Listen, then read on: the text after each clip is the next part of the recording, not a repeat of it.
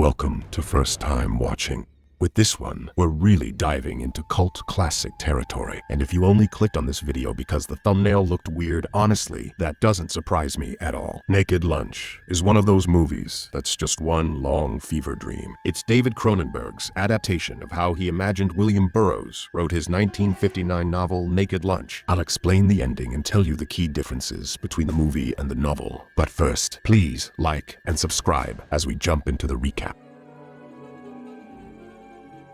New York, 1953. Billy arrives at a client's apartment. He works as an exterminator, and the place is crawling with massive roaches. Halfway through the job, he runs out of roach powder, which enrages his boss. He was sure Bill had brought enough. After another miserable day at work, Bill meets up with his writer friends, Martin and Hank. They try to convince him to start writing again, but Bill isn't interested. He's convinced someone is stealing his powder. When Bill gets home, he finds his wife, Joan Lee, jabbing a needle into her tit. It's the roach powder. She claims it gives you a very literary high and tells him he should try it. Bill calmly asks her to stop, warning her that stealing from him will get him fired, but she convinces him to join in on the fun. The next day, two narcotics detectives pull Bill aside for questioning. They take him to the station and ask about the roach powder. They have a bug in the office and want to see if the powder actually kills it. One detective places a huge beetle on the table. It starts devouring the powder, and the detectives give Bill a moment alone with it. The bug speaks to Bill through a fleshy sphincter on its back. It introduces itself as Bill's case officer and calls him an agent. Confused, Bill listens as the bug explains it has instructions from Control. It tells him that Joan is not really his wife. She's an agent from Interzone Incorporated and that he must kill her before she kills him. In a panic, Bill kills the bug with his shoe and flees the station. At home, he finds Joan breathing on a cockroach. He tells her they've been made and that he's hallucinating. They need to leave town immediately. Joan only cares about the powder, so to feed his wife's addiction, Bill tries stealing more powder from a colleague, but the old man catches him. Instead of turning him in, he gives Bill the address of Dr. Benway, who has helped people with this kind of addiction before. Bill visits Benway and claims he's asking for a friend. Benway warns that the powder will kill them and suggests mixing it with a black centipede powder, which will make the addict lose their taste for it. When Bill returns home, he finds Martin and Hank taking turns with Joan while reading their terrible poetry. Furious, Bill retreats to the bedroom and injects Benway's mixture. Joan follows him and dismisses his jealousy, saying she was bored. Bill injects her as well. As Martin rambles on, Bill pulls a gun from the drawer and tells Joan it's time for their William Tell routine. She places an empty glass on her head. Bill shoots her directly in the head. He leaves Joan dead on the floor and Martin in shock, heading straight to a bar. A man sits next to him and asks if Bill is gay. Bill says, not as far as he knows. The man introduces him to a friend, an alien creature, deep-throating a drink. The creature tells Bill he must get a typewriter to report to Interzone because handwriting isn't professional. To hide from the police, Bill must flee immediately. Interzone is the only safe place. Bill trades his gun for a typewriter at a pawn shop. Martin follows him there, warning that the police are searching for him. Bill says he's heading to Interzone and will send Martin a copy of his report. In Interzone, Bill spends time at a diner where agents write reports. A man repeatedly approaches him. His name is Hank. He is trying to sell black meat, a drug made from giant centipedes. Bill eventually gives in and is taken to a factory where the centipedes are ground up. After using the drug, Bill spirals further. His typewriter begins typing on its own and transforms into a massive beetle, the same sphincter bug from before. It instructs Bill to type, "Homosexuality is the best cover an agent ever had." Bill types it as the creature moans in ecstasy. Later, Bill encounters Hank again and notices a woman who looks exactly like Joan. Hank tells him her name is Joan Frost, a writer married to Tom Frost. They host many young men and Bill is invited by them to a party that night. At the party, Joan asks Bill if he came to Interzone for the boys. He denies it. Tom Frost asks Bill about his brand of typewriter and warns him it's too demanding. He should definitely try Tom's writer. It's a smoother machine all around. The next morning, Bill wakes on the beach with no memory of the night before. A man named Eves buys him breakfast and probes him about his sexuality. Bill tells him homosexuality plagues the men in his family. He describes it as a family curse, so Eves invites him over. But Bill declines and returns home to write and use drugs. Later, at the diner, the Frosts tell Bill that Hank was arrested and deported. Frost offers him a final sample and lets Bill compare typewriters. But as Bill's high starts to wear down, he discovers that he wrote Martin a desperate separate letter, begging for help. During withdrawal, Bill's typewriter devours Frost's machine. It furiously assigns him a new mission: seduce Joan Frost, because she is a spy for Interzone Incorporated. So Bill visits Joan and seductively makes her take some drugs, and they type together erotically. As they get down and dirty, the typewriter gets a raging boner and joins in on the fun. A woman named Fidela interrupts them and forces the typewriter to commit suicide from the balcony. When Frost returns, he demands his typewriter back from Bill. So, without telling Tom it's broken, Joan agrees to help Bill find another. But on the market, they find Fidela cutting up a centipede. Joan apologizes to Bill and tells him she has to stay. She has to repent for her sins. So Bill forgets why he was on the market in the first place and returns home. There, the typewriter explains that Bill did not kill his wife out of free will. He killed her because the organization wanted him to do it. She wasn't human. She was a centipede in disguise. Frost storms in with a gun, takes Bill's typewriter, and orders him to leave Interzone or he will shoot him. Bill wakes on the beach. Martin and Hank find him there. He's sober for the first time in ages and is carrying a pillowcase full of narcotics. They believe his writing is brilliant, but Bill has no idea what they are talking about. He hasn't been writing. When they notice that Bill only writes when he's high as a kite, they decide to use black meat together, and then they send him back to Interzone to finish the book Naked Lunch. Kiki finds Bill collapsed in the streets and helps him. But without a writer, Bill can't work, so Kiki takes him to a shop that can fix Frost's broken machine. A new alien typewriter is built. It's an enormous head that ejaculates liquid while Bill types. The creature assigns him a new mission. The horny alien tells Bill that Eves is working for Benway and can help him to set up a meeting. He contacts Eves and he picks them up to take Bill and Kiki to his mansion. There, Kiki is terrified of Eves, but Bill trades Kiki's body for a meeting with Benway. On his way out to the meeting, Bill is compelled to go check on Kiki, but Eves has shoved him into a cage, has transformed into a large centipede, and is defiling Kiki's body still after he has already killed the poor young lad. Bill makes his way to Tom Frost and asks him to trade back his old typewriter for the newer alien head model. Tom accepts the trade and even gives Bill a gun. He wishes him the best of luck because Interzone has become quite dangerous. It's too late. Frost has kicked the crap out of Bill's old typewriter. It is dying. For its last words, it tells Bill that the life of a writer is a sad life. He should distance himself from everybody to achieve greatness. At Interzone's secret base, Bill finds Joan and Fidela milking alien creatures. He also finds Hank there. The man hasn't left Interzone at all. He has been turned into an alien jizz addict. Fidela reveals she is Benway in disguise. He offers Bill a place in the organization and tells him to name his prize. Bill asks for Joan. Sometime later at the Annexian border, border guards ask Bill why he wants to enter their country. He tells them he has come to write a report on Annexia. Then they ask him to prove he's a writer. So he tells Joan to get ready to perform their William Tell routine and then shoots Joan Frost in the head. The guards approve his writing and allow him into Annexia as Bill mourns the woman he loves.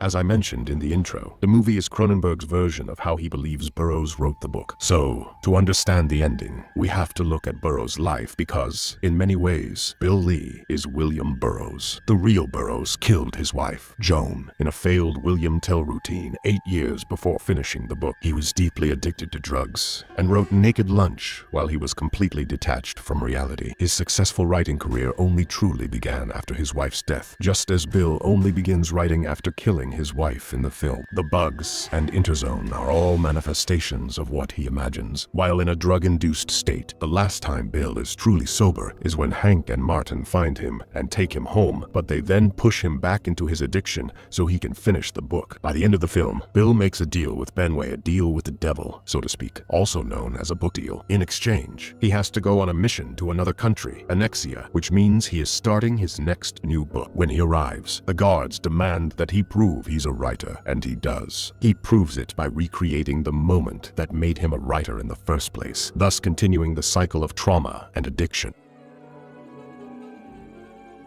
When people say Naked Lunch is unfilmable, they're usually talking about the novel, not the movie. William Burroughs' 1959 book isn't a story in any traditional sense. It's a fragmented, non-linear explosion of drug hallucinations, grotesque imagery, sexual paranoia, and dark satire. There's no clear beginning, no real ending, and absolutely no main plot you can summarize without sounding like you're having a medical emergency. David Cronenberg understood that trying to adapt the book book directly would be impossible. So, instead of filming Naked Lunch, he made a movie about how William wrote the dang thing, and that choice is the single biggest difference between the two. The novel is a collection of disconnected snippets that Burroughs famously described as something you can cut into at any point. Scenes jump between locations, characters appear and disappear without warning, and the tone swings wildly from absurd comedy to deeply disturbing body horror. The book is driven by shock and satire, not character development. Burroughs isn't asking you to follow a protagonist, he's asking you to survive the experience. The film, on the other hand, gives us a central character, Bill Lee, played by Peter Weller. While Bill Lee is technically based on Burroughs' recurring persona, William Lee, the version in the movie is far more autobiographical. Cronenberg draws heavily from Burroughs' real life, including his heroin addiction and the infamous moment when Burroughs accidentally killed his wife, Joan Vollmer, during a drunken game of William Tell. That event never appears in the novel as a straightforward narrative moment. In the film, however, it becomes the emotional and psychological core of the story. Everything surreal that follows the talking typewriters, the giant insect creatures, the paranoid secret agent mythology can be interpreted as Bill's guilt bleeding into his perception of reality. Another major difference is structure. The book has none. The movie absolutely does. Cronenberg weaves elements from Naked Lunch, Junkie, and Burroughs' personal history into a cohesive narrative arc. There's a beginning, a descent, and an ending. It may still feel strange and dreamlike, but it's strange with intention. The tone of the surrealism also shifts between the two. In the novel, the grotesque imagery exists to shock. It's aggressive and often deliberately offensive. Cronenberg tones this down slightly, replacing some of the book's raw obscenity with body horror and psychological unease. The result is still disturbing, but more focused, and in a strange way, more restrained. Even the famous talking typewriters serve different purposes. In the book, they're just another bizarre element in a world that refuses to make sense. In the film, they become symbols of addiction, control, and the act of writing itself, as if the tools Bill uses to escape are the very things trapping him. In the end, the novel is an unfiltered transmission of Burroughs' mind at its most chaotic. The film is a meditation on how that chaos came to be.